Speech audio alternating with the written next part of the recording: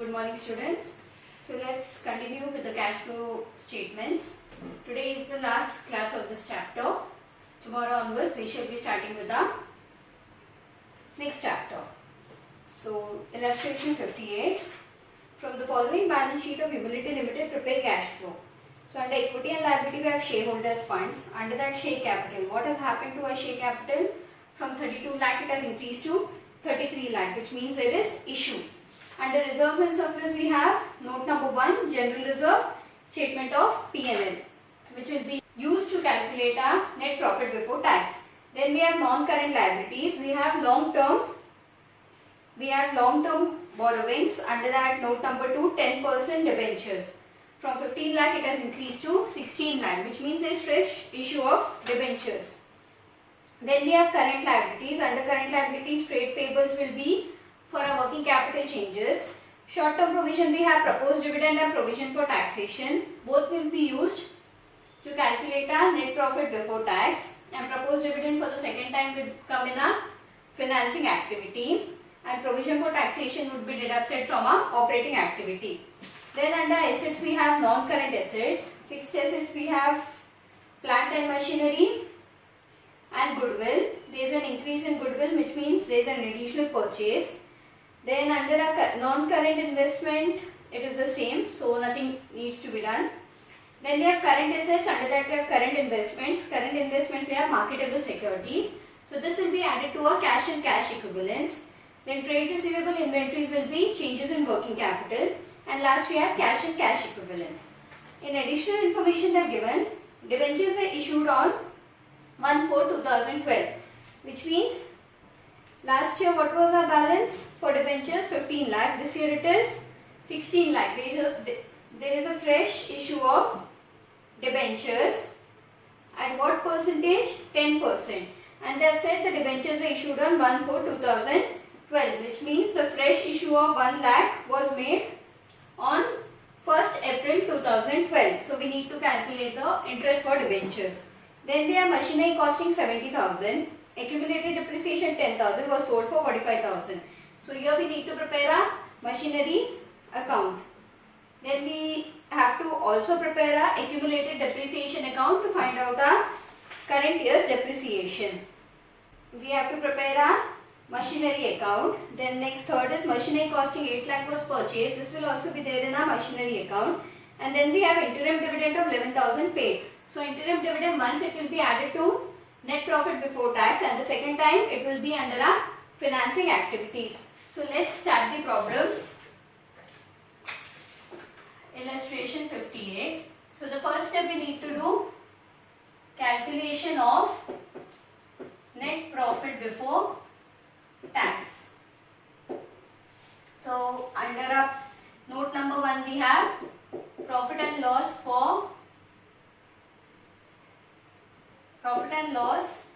balance as on March 2013. It is 1,50,000 less profit and loss account balance as on March 2012. We have 1,20,000. So we get 30,000. Then we need to add proposed dividend of current year. So what's the proposed dividend of current year? 20,000. Then we need to have provision for taxation of current year. So do we need to prepare a provision for taxation account? No. Why? Because in our additional information, neither they have given us the amount of tax paid, neither they have given us provision for taxation for current year. So we will go to a short-term provision for taxation.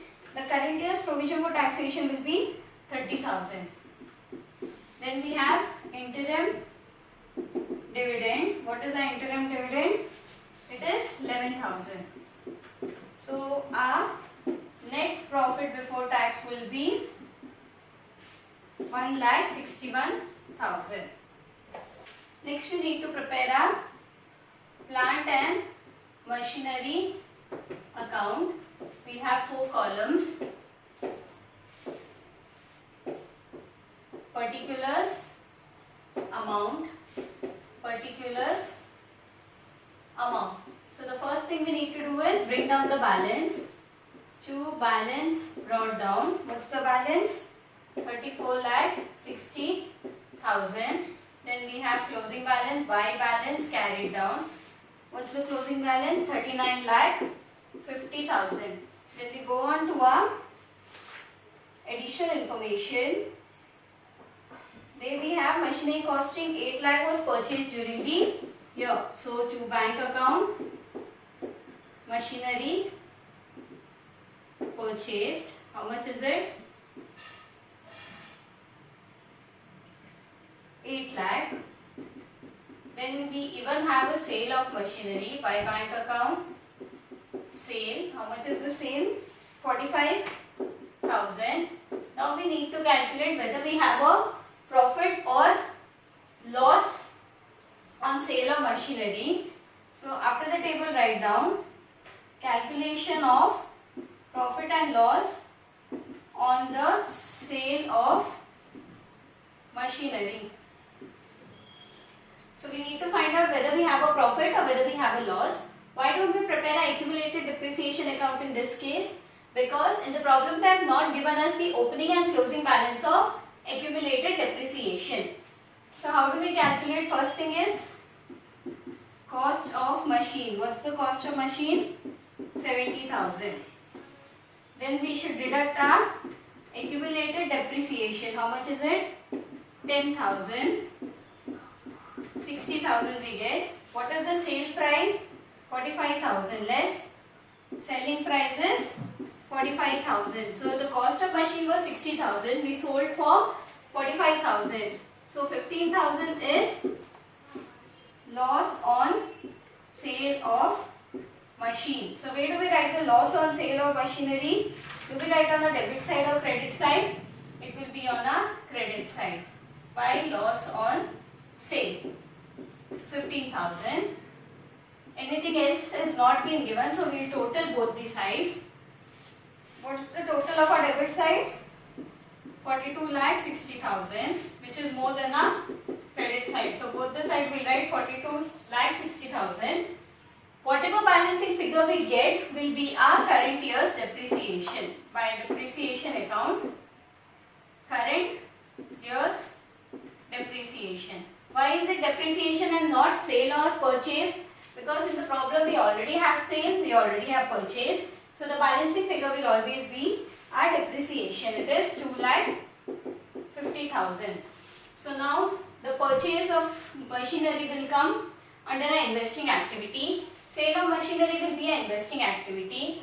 Loss on sale will be a operating activity, and depreciation will also be a operating activity. So our next step is to prepare a cash flow statement. So this Utility Limited cash flow statement for the year ended 31st March 2013. So again we will have 3 columns: particulars, amount and amount. So the first step is calculate cash flow from operating activity. Under that, first thing we do is net profit before tax. How much did we calculate a net profit before tax? It is 1,61,000. Then we have adjustments of non-cash items. So we will add a depreciation for current year. Depreciation for current year in a plant and machinery account. The amount is 2,50,000. Then we have loss on sale of machine. What is the loss of sale of machinery? 15,000. Next we have interest on debentures. As the fresh issue is made on 1st April 2012, which means the entire debentures is used for the whole year. So interest on debentures will be 16 lakh into 10 by 100, which is 1,60,000. So we get 4,25,000. Then we add 1,61,000 plus 4,21,000. We get 5,86,000. So 5,86,000 is our operating profit before working capital changes. After that, we add decrease in current assets and increase in current liabilities. So what do we have in decrease in current assets? Trade receivables. Is there increase or decrease? It's an increase. Inventories, it is decrease. So we'll have inventories 8 lakh minus 6 lakh, that is 2 lakh.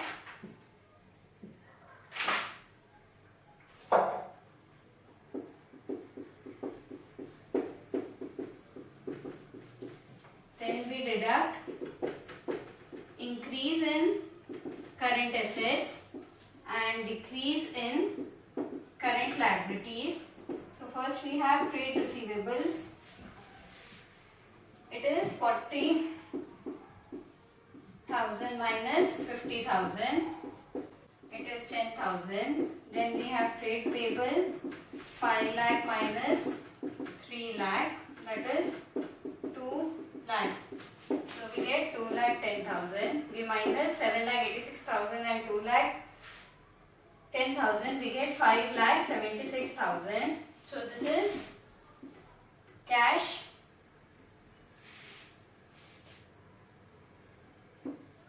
from operating activities.